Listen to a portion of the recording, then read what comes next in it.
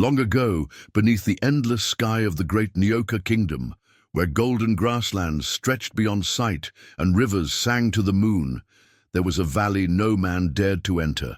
Hidden behind a wall of ancient baobab trees, this valley was called Zirabi, the place of echoes, for those who stepped too close swore they could hear whispers carried by the wind. Some said it was the murmuring of forgotten spirits. Others believed it was the voice of the land itself, weeping for something, lost. Yet few spoke of it aloud. The elders of Neoka, their faces carved with the wisdom of ages, warned that the valley held a secret so dark that even time could not bury it. But time has a way of turning truth into legend and legend into dust.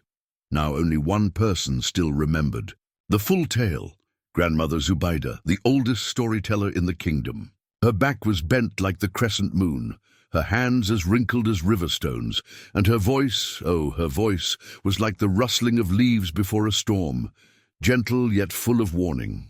One evening, as the villagers gathered around a roaring fire, their faces painted in flickering gold and shadow, young Kwame sat at Grandmother Zubaydah's feet. Kwame was no ordinary boy.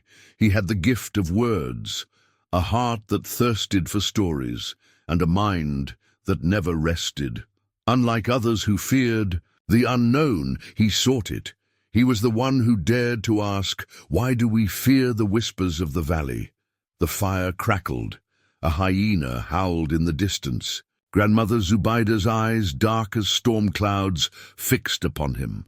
"The past is a sleeping serpent," she said, her voice low, "and those who wake it must be ready to face its bite." Kwame felt a chill creep up his spine, but he did not look away. He had heard pieces of the myth before, a tale of a sacred relic, the Whispering Stone, a gift from the spirit of the earth that once brought great fortune to Neoka, but it had been stolen, and with it the land's blessings had vanished. "Where is the Whispering Stone now?" Kwame pressed. Grandmother Zubaydah sighed, looking beyond the fire, beyond the night, as though seeing something only the dead remembered. "Buried where even the ancestors dare not tread," she whispered. "And those who seek it must be prepared to uncover more than they wish to know." The villagers shuddered. Mothers clutched their children close. The wind carried the scent of something ancient, earthy, old, almost like the breath of time itself.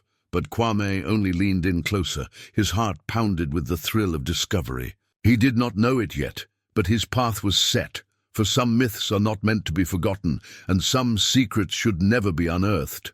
That night, long after the fire had died and the village lay wrapped in silence, Kwame could not sleep. Grandmother Zubaydah's words echoed in his mind. Buried where even the ancestors dare not tread, the Whispering Stone, the lost relic of Neoka, a past that no one wanted to remember. Restless, he stepped outside his hut. The sky was vast and watchful, a deep canvas of midnight blue pricked with stars that shimmered like distant eyes. A cold breeze carried the scent of damp earth, and somewhere in the distance a lone owl hooted. A warning, perhaps. Then he heard it, a whisper faint, distant, like a voice carried on the wind. Kwame. His blood turned to ice. He spun around. The village was still. The thatched huts slumbered beneath the moon's gaze. No one was there. And yet the voice had called his name. Again it came, barely louder than the rustling of dry grass. "Kwame, the past waits for you." His heart pounded like a war drum. He knew the stories. The valley was cursed, a place where the echoes of the lost never truly faded. But something in him, something stronger than fear, urged him forward. With hesitant steps he followed the whispers through the moonlit plains, past the towering baobab trees that stood like silent guardians. The air grew colder, thicker, as if the land itself was warning him to turn back. Then the ground beneath his feet changed. The grass gave way to cracked, dry earth, the entrance to Zirabi, the place of echoes. His breath hitched. The valley was real. The stories had not lied. A deep fog rolled over the land, swirling around him in eerie tendrils. Shadows danced at the edge of his vision, shifting, moving. Were they spirits, or was it just the night playing tricks? Then out of the mist he saw it, a towering stone altar broken down the middle, covered in ancient carvings. It pulsed faintly, as if breathing, and at its base a single stone lay half buried in the earth, glowing with an otherworldly light. The Whispering Stone. His fingers itched to touch it. He felt drawn to it, as if an invisible force was pulling him closer. Then a voice, louder than before, right behind him. "Do not wake what sleeps." Kwame whirled around, heart hammering. The fog thickened. He could barely see past his own breath. A shadow moved. Something was there. Something was watching. And at that moment he realized he was not alone in the valley. The hero's journey. A pact with the shadows. The valley seemed to breathe around him. The whispering voices grew louder, swirling like wind through hollow bones. "Do not wake what sleeps." Kwame's body went rigid. The shadows shifted at the edge of his vision, forming shapes, half-seen figures with hollow eyes and outstretched hands. Were they spirits? Ghosts of those who had vanished into Zirabi? His mind screamed at him to run, but the Whispering Stone pulsed before him, glowing like a buried ember. This was the key to Nyoka's lost fortune. If he could take it back, if he could break the curse, he could change everything. With a trembling hand, he reached for the stone. The moment his fingers brushed its smooth surface, the world shattered. A deafening roar filled the air.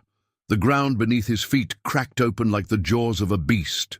A chilling wind blasted through the valley, carrying the tormented cries of the forgotten. Then a vision. Kwame was no longer in the valley. He stood in a great hall of stone, torches flickering, shadows stretching like hungry beasts. Before him, a king sat on a golden throne, his face twisted with greed, his hands clutching the Whispering Stone. "More!" the king bellowed, his voice filled with hunger. "Give me more power!" The ground trembled. A deep voice, not human, echoed through the chamber. A pact was made and broken.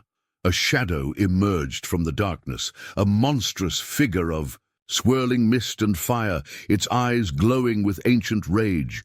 "You took what was sacred," the spirit hissed, "and now your land will wither as you withered your soul." The king laughed, defiant. "I am ruler of Nyoka. No spirit commands me." The spirit raised its hand. The Whispering Stone cracked. A wail of agony filled the chamber. The golden throne melted into dust. And then darkness. Kwame gasped, his vision snapping back to the present. The truth struck him like lightning. The famine, the whispers, the valley, it was all punishment. The Whispering Stone had been a gift from the earth spirits, meant to bless the kingdom. But Nyoka's ancestors had betrayed the pact, using its power selfishly. And now the spirits were still waiting for retribution. A new whisper crept into his mind. The blood of the betrayer's kin must be spilled. Kwame's breath caught. They wanted his blood. His heart pounded. He was a descendant of the old rulers. If the spirits demanded a life in return, did that mean he was meant to die?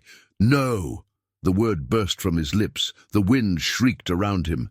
The shadowy figures moved closer. "Nyoka has suffered enough," Kwame cried. "The past was wicked, but we do not have to repeat its sins. There must be another way." The fog churned. The spirits whispered. Then footsteps. Kwame turned sharply. Grandmother Zubaida stood at the edge of the valley, her eyes, deep and knowing, locked onto his. "You were never meant to offer your life," she said, stepping forward. "You were meant to offer something greater." Kwame's chest tightened. "What?" Grandmother Zubaida looked at the Whispering Stone, then back at him. The truth. Silence fell over the valley. The spirits stopped. "The people of Nyoka have forgotten their sin," she continued. "They have lived in the shadow of a lie, believing. The spirits abandoned them, but the spirits do not forget. The past must be remembered," and spoken aloud. Kwame understood. The curse had never been about punishment. It was about acknowledgement. The spirits did not want revenge. They wanted truth. With steady hands, Kwame lifted the whispering stone and held it to the sky. "I will tell the story," he vowed. "I will speak the truth so that Nyoka never repeats its greed, so that the pact is never broken again." A hush fell over the valley. The spirits still. Then, one by one, the shadowy figures vanished, dissolving into the mist. The valley grew silent. The wind softened, warm now, no longer carrying cries, but a gentle sigh, one of peace. The whispering stone dimmed, its glow fading. The curse was broken. The past had been remembered, and Kwame had fulfilled his destiny. But in his heart, he knew some myths must never be forgotten. Climax, the final revelation. The valley stood in absolute silence. The air was thick, heavy with something unseen, a presence, a watching force. Kwame's fingers tightened around the whispering stone. His heartbeat pounded like a distant drum, echoing in his ears.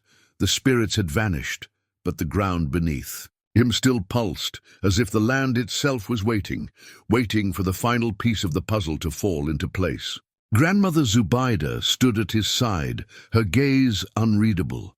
"You have broken the curse," she said, "but you have not yet uncovered the darkest truth." A chill crept through Kwame's spine. Hadn't the worst already passed? Hadn't the spirits already accepted his vow? Then a whisper, "Look deeper, child of Nyoka." The wind swirled around him, and suddenly the world shifted. The valley melted away, and once again Kwame was pulled into a vision. But this time, it was not the past he had seen before. This time, it was something else. A great chamber, hidden deep beneath the earth. A massive altar carved from ancient stone, its surface cracked and bleeding light, and before it, a gathering of figures cloaked in shadow. The rulers of Nyoka, the ancestors, the ones who had taken the whispering stone. And, in the center of the room, a child. Kwame's breath caught in his throat. The child's arms were bound. His face was streaked with tears. He struggled, pleading, eyes wide with terror, but the elders did not waver. "The pact must be honored," one of them said. "The spirits demand a life." A voice rose above the rest, deep and commanding. "The ancient king of Nyoka, let the sacrifice be made." And with that, the blade fell. The child's scream rang out, a sound that shattered the heavens, and the whispering stone, it drank the blood. The chamber shook as the pact was sealed. The spirits had been deceived. Not only had the rulers stolen their gift, but they had offered a human life in exchange for its power. The land had flourished. Nyoka had thrived. But the spirits had been tricked, and when they discovered the betrayal, their fury knew no bounds. The vision blurred, and Kwame stumbled backward, gasping for air. The famine, the curse, the whispers. It had never been about a stolen relic. It had been about a broken sacrifice. A child had died for the greed of kings. And now the spirits wanted balance. The ground beneath Kwame cracked open. A deep, rumbling voice filled the valley, shaking the very air. The pact was made in blood. It must be paid in blood. The wind howled. The sky darkened. The land itself was demanding justice. And then a final revelation struck him like lightning. The child in the vision, his face. It was the same face Kwame had seen all his life, his own. Kwame staggered. No, that couldn't be possible. But the truth was undeniable. He was not just any descendant of the ancient rulers. He was the reborn soul of the child they had sacrificed. The very blood that had been spilled centuries ago. That was why the valley had called to him. That was why the spirits had whispered his name, because the past was not just a story to him. He was the past. The realization struck like a spear to the heart. If the spirits demanded balance, if the pact had to be completed, did that mean he was meant to die. The ground split wider. A hand, skeletal, twisted, began to rise from the earth. The past was coming to claim him. The whispers became a deafening roar. Blood for blood! And in that moment, Kwame knew he had only seconds to decide his fate. Would he let the past consume him, or would he rewrite the myth and break the cycle forever? The valley rumbled with ancient fury. The sky, once vast and open, had darkened with swirling clouds, and the voices of the spirits howled through the wind like a storm of forgotten souls. The past demanded justice. The earth demanded blood. Kwame stood at the edge of fate. The truth had been revealed. He was the soul of the sacrificed child, the missing piece of the broken pact. The spirits had been waiting for him, calling him, demanding that the cycle be completed. Blood for blood, the skeletal hand of the past reached for him. The ground split wider, a gaping wound in the earth. If he stepped forward, the curse would end. The land would heal, but Nyoka would never know the truth. The people would continue to live in the shadow of a lie, unaware of the crimes their ancestors had committed. The kingdom would flourish again, but what would it cost? Then a voice cut through the storm. No! Grandmother Zubaida stepped forward, her frail hands raised toward the heavens. The wind roared around her, but she stood firm. Her eyes aged. With wisdom, burned with something stronger than fear. The spirits do not seek vengeance, she declared. They seek truth. They seek remembrance. The whispers wavered. The ground stopped shaking. The spirits listened. Kwame's heart pounded. The answer had been in front of him all along. The curse was not just about betrayal, it was about forgetting. The spirits had not been angered by the stolen stone alone. They had been angered because the people of Nyoka erased the truth, burying it in myths and half-truths, pretending the past had never happened. Nyoka had been built on a lie, and the land could not heal until the truth was spoken aloud. Kwame turned to the spirits, his voice strong, unshaken. I will not give my blood. He held the whispering stone high. Instead, I will give something greater. I will tell your story. I will teach our people the truth so they never repeat the sins of the past. The spirits stilled. The wind died down. The skeletal hand crumbled into dust. The valley exhaled as if sighing in relief. And then the earth began to bloom. The cracks in the land sealed. The whispering voices faded, not in anger, but in peace. The trees around the valley, once lifeless, turned green again. The famine that had plagued Nyoka for generations was lifted. The whispering stone dimmed in Kwame's hands, its task finally complete. The past had been acknowledged, the spirits had been heard, and the cycle of bloodshed was broken forever. Kwame returned to Nyoka, carrying more than just a sacred relic. He carried the truth. He stood before the people, before Chief Jengo and the elders, and told them everything, the real story of the whispering stone, the greed of their ancestors, the child who had been sacrificed, and the spirits who had waited. In sorrow, the people of Nyoka wept, but they listened. And so, from that day forward, the people of Nyoka never forgot. The valley of Zirabi was no longer cursed, but became a place of pilgrimage where people went to honor the spirits and tell the true story of their kingdom. Every year, Kwame stood before the great baobab tree and spoke the tale to all who would listen. And as long as the story was told, Nyoka thrived. For the greatest curse upon a land is not famine nor misfortune. It is the curse of forgetting, and those who forget the past are doomed to repeat it. A nation that hides its past will never heal. Truth is the greatest offering, for only by remembering can we break the chains of history. Some myths should never be forgotten, for within them lies the wisdom of the ancestors. And so the people of Nyoka told the tale for generations, passing it down by the firelight, whispering it through the wind. And now you too have heard it. May you never forget.